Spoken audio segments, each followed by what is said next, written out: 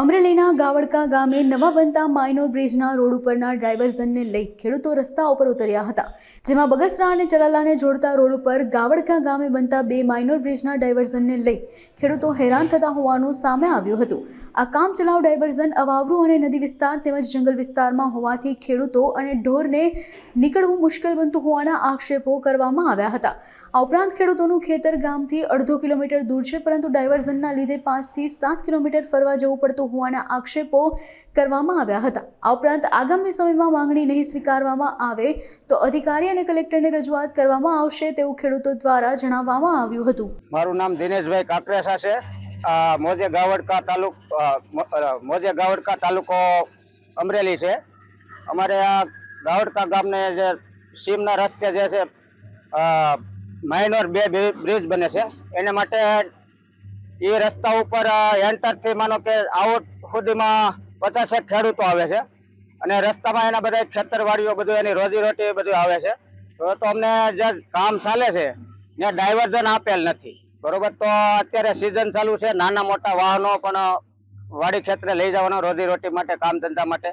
એ સિવાયના plus સલાળા રોડને connectivity પણ છે, એટલે બીજા પણ જે કાંઈ રાહદારીઓ છે, પછી કોઈ માનો કે આજુબાજુના સેન્ટરોમાં કોઈ મહિલાઓ, કોઈ બાળકો, કોઈ અભ્યાસ અર્થે, કોઈ બહાર ગામ જવા માટેનો પણ રસ્તો છે, બરોબર। તો અત્યારે એને જે ડાયવર્ઝન જે આપ્યું છે એ નદીના કાંઠે કે જ્યાં અવાવરૂ જંગલ વિસ્તાર જેવું છે કે ભાઈ હિંસક પ્રાણીઓના કાયમનો રસ્તો રહેઠાણ છે, બરોબર। તો માનો કે ગમે ત્યારે જનાવર, કોઈ હિંસક પ્રાણીઓ ત્યાં આવે છે, રહે છે, બરોબર। તો એ પણ મોટું જોખમ છે, બરોબર।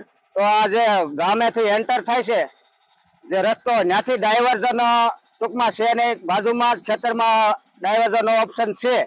તો અમને ત્યાંથી ઓપ્શન આપે તો અમારા 50 જેટલા ખેડૂતો છે અને બીજા જે કાંઈ રાહદારીઓ છે અને તકલીફ ન થાય, મુશ્કેલી ન થાય, હેરાનગતિ ન થાય એવી અમારી। ને જો આમ ફરીને હાલે તો માનો કે રોડ હાલે જે ચલાળા રોડને કનેક્ટિવિટી, તો 4 થી 5 કિલોમીટર ફરીને આવવું પડે।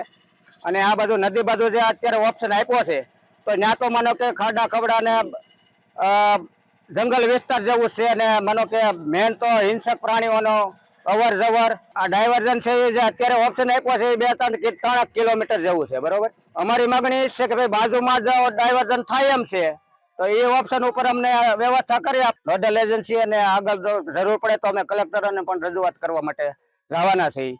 મારું નામ ભરતભાઈ પેથાણી છે, મારું ગામ ગાવડકા છે।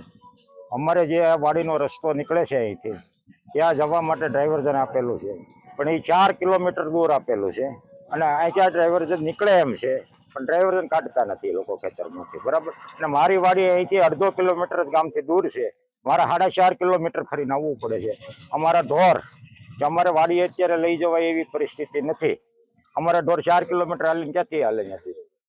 બસ એટલું જ મારું કહેવાનું। ડાયવર્ઝનમાં કોઈ તકલીફ જ નથી, ડાયવર્ઝન નીકળી જાય એમ છે। એ ડાયવર્ઝન આપ્યું એ 4 કિલોમીટર ફરીને આપ્યું છે, પણ ત્યાંથી અમારે ઢોર ઢાકર ક્યાંથી હાલે 4 કિલોમીટર ફરી? ત્યાંથી એટલા જનાવરની બીક લાગે, નદી કાંઠો છે, બરાબર છે, આવારો રસ્તો છે, રાત્રે બહેરાઓને કે અમારે હાલવું કેમ છે આવારો રસ્તામાં? મારું નામ ભાવેશગીરી ગોસ્વામી છે, મારું ગામ ગાવડકા છે અને હું પૂર્વ સરપંચ છું। આજે બ્રિજ બની રહ્યા છે જે બગસરાથી ચલાલા રોડને જોડતા માઇનોર બ્રિજ, એ બ્રિજ બને છે, બહુ સારી વાત છે અને તંત્રનો આભાર વ્યક્ત કરીએ છીએ। પણ એ બ્રિજ બનવામાં ખેડૂતોને થોડીક હેરાનગતિ એટલા માટે છે કે જે રસ્તો જે બહારથી આપ્યો છે, બરોબર છે, તે બહુ 4 કિલોમીટર આપ્યો છે, તે રસ્તો અવાવરી જગ્યા ઉપર છે, જે અવારનવાર પ્રાણીઓના આટાફેરા હોય છે, બરોબર છે, અને જે ઢોર ઢાકર લઈ જવામાં થોડી તકલીફ થાય છે અને બૈરાઓને આવવા જવામાં થોડીક તકલીફ થાય છે, અને ખેડૂતોને અત્યારે સિઝન હાલે છે, ચણા ઘઉં ને એવું પાક લેવાઈ રહ્યા છે, તો ફરીને માનો કે બળદ ગાડા હોય તો તેને કેવડો જોખમ થાય અને રાત્રે લાવવામાં પણ જોખમ થાય અને ખેડૂતોને અવારનવાર મુશ્કેલી પડી રહી છે। એટલે મારું તંત્રને આપ દ્વારા એટલું જ કહેવાનું કે વહેલી તકે અહીંયા ડાયવર્ઝન આપે અને ખેડૂતના હિતમાં કામ કરે। રજૂઆત કરેલી છે પણ તેમાં કોઈ ધ્યાન દોરેલ નથી। માગણી એક જ છે કે ખેડૂતો માટે ડાયવર્ઝન વહેલી તકે આપે તેવી મારી માગણી છે। આગામી દિવસોમાં જો તંત્ર આની ઉપર કોઈ ધ્યાન નહીં આપે તો અમે કલેક્ટરશ્રીને આવેદન આપવા તૈયાર છે ખેડૂતો તમામ।